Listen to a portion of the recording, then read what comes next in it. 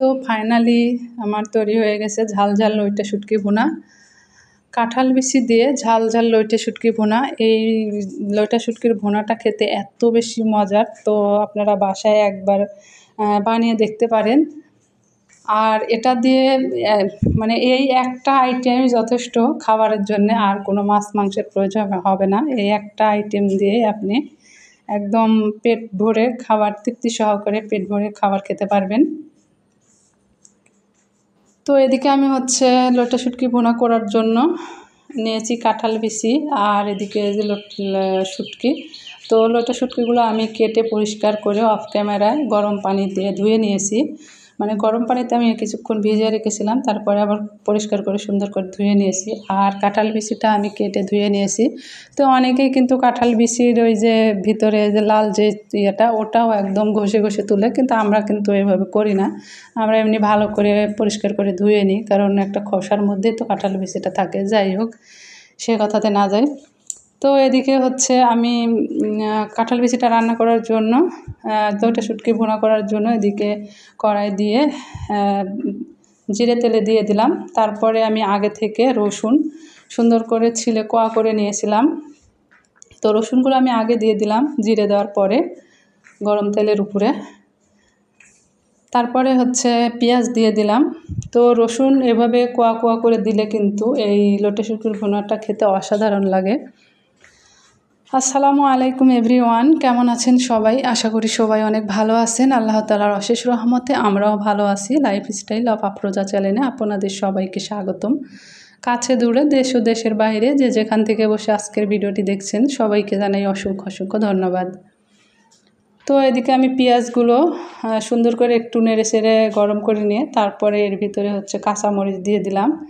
তারপরে এখানে একটু দিয়েছি আদা জিরে বাটা, আর একটু শুকনো মরিচের গুঁড়া দিয়েছি, কারণ আমার ব্লেন্ডার করা কাঁচামরিচটা শেষ হয়ে গেছে, শুকনো মরিচও শেষ হয়ে গেছে। আর এখানে একটু সমস্যার মধ্যে যাচ্ছি, যার কারণে আমি গুঁড়া মরিচটাই দিলাম আর কাঁচামরিচটা দিয়েছি বেশি। তো এটা দিয়ে হয়ে যাবে, অনেকটাই ঝাল হয়েছিল। তো যাই হোক, খাওয়ার পরে যেহেতু ভয়েস দিচ্ছি,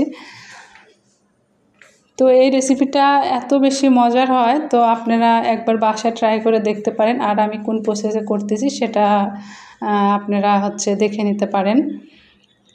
তো এদিকে দেখতে পেলেন যে সবগুলো মশলা দিয়ে কষিয়ে নিলাম, নিয়ে একটু পানি দিয়ে আরও কিছুক্ষণ মশলাটাকে কষিয়ে নেব। তারপরে এই যে আমি লইটা শুটকিগুলো দিয়ে দিলাম।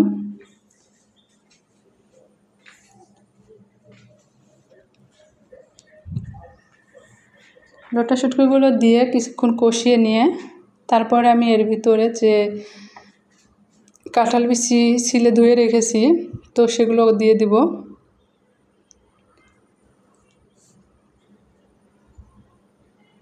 দেখতে পাচ্ছেন অনেকটাই কষানো হয়ে আসছে। আর এর ভিতরে কিন্তু অবশ্যই রসুন এভাবে ছিলে কোয়া করে দিবেন।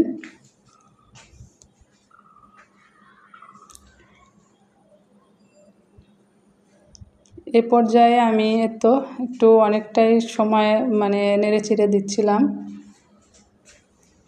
আসলে এক হাত দিয়ে ক্যামেরা ধরে আসি, তার জন্য নড়াচড়া বেশি করানো যাচ্ছে না। যখন আমি ক্যামেরাটা রাখতেছি তখন একটু ভালোভাবে নেড়ে চেড়ে দিচ্ছি আর কি। তো এখন আমি এই যে কাঁঠাল বিচিগুলো দিয়ে দিচ্ছি, আর কাঁঠাল বিচিগুলো দেওয়ার পরে আমি আবারও সুন্দর করে কষিয়ে নেব অনেকটা সময় ধরে দুটো একসাথে।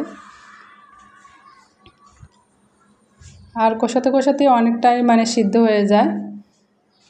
তারপরে অল্প পরিমাণে পানি দেব, যেহেতু আমি এটা ভুনা ভুনা করব, তো বেশি পানি দিলে খেতে কিন্তু পানসা হয়ে যাবে, খেতে ভালো লাগবে না। সেজন্য অনেকটা সময় ধরে সুন্দর করে কষিয়ে নিয়ে তারপরে অল্প পরিমাণে পানি দেব। তো ভিডিওটি দেখতে দেখতে যারা এ পর্যন্ত চলে এসেছেন, প্লিজ মনে করে একটি লাইক দিয়ে দিবেন। আপনাদের একটি মূল্যবান লাইক আমার ভিডিওটি আরও 5 জনের কাছে পৌঁছাতে হেল্প করে। আর ইদানিং ভিডিওতে আমি লাইক দেওয়ার কথা বলতে একদমই ভুলে যাই, আর লাইক দেওয়ার কথা বলতে মনেই থাকে না। তো আর আমার প্রিয় প্রিয় আপুরা অনেক সুন্দর সুন্দর কমেন্ট করেন। তো অনেকের আপুদের কমেন্ট ধরে ধরে রিপ্লাই দেয়, তো আমি ভালো লাগে শুনতে। তো কমেন্ট তো করে, সেগুলো রিপ্লাই মানে দেওয়ার আসলে কি আমরা তো দেখতেই পাই কমেন্টের জায়গায়, কমেন্ট সেকশানে আমরা যারা সাবস্ক্রাইবার আছি সেখানে গেলে তো দেখতেই পাই আমরা মানে কে কী কমেন্ট করেছে। তো যাই হোক, আমার মনে হয় না যে এক্সট্রা করে আর তাদের নাম বলার। এমনিতে আমার সব আপুরাই প্রিয়, সব আপুরাই ভালো, সবাই অনেক সুন্দর সুন্দর কমেন্ট করে। তো যাই হোক, আপনাদের সঙ্গে কথা বলতে বলতে এদিকে হচ্ছে দেখতে পেলেন যে আমি কাঁঠাল বিচিগুলোর সাথে লইটে শুটকিটা অনেক সুন্দর করে কষিয়ে নিলাম। এরপরে আমি অল্প পরিমাণে পানি দিয়ে দিব, খুব বেশি পানি দেব না, যেহেতু এটা আমি ভুনা ভুনা করব। বেশি পানি দিলে যে বললাম খেতে ভালো লাগবে না। পানি যতই শুকিয়ে নিই, বেশি পানি পরিমাণের চাইতে বেশি পড়লে কিন্তু খেতে ভালো লাগে না। তো যাই হোক, পানি দিয়ে এদিকে কিন্তু ঝোলের জন্য পানি মানে ঝোল তো রাখবো না, সিদ্ধ যতটুকু হতে মানে পানি লাগবে ঠিক ততটুকুই পানি দিতে হবে। তো এদিকে বলকও উঠে গেছে। আর আমাদের এদিকে প্রচুর বৃষ্টি হচ্ছে, সারা বাংলাদেশে মনে হয় বৃষ্টি হচ্ছে, একদম এত পরিমাণ বৃষ্টি যে পুরো সময় স্যাক যাচ্ছে না, সব কিছু স্যাঁতস্যাঁত করতেছে, ভালো লাগতেছে না। আর এদিকে আজকে হচ্ছে মেয়ের পরীক্ষাও ছিল, ফিজিক্স পরীক্ষা ছিল আজকে।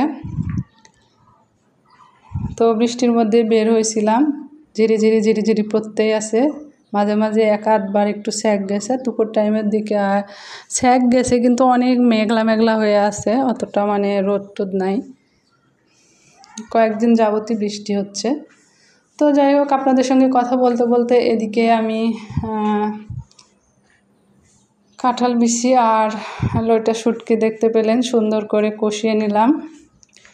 আর আমার রান্নাটা কিন্তু হয়ে গেছে, আর এদিকে আমি নামিয়ে নিয়েছি। তো দেখুন কতটা লোভনীয় হয়েছে, দেখতে যেমন লোভনীয় হয়েছে, খেতেও তেমনি সুস্বাদু হয়েছে।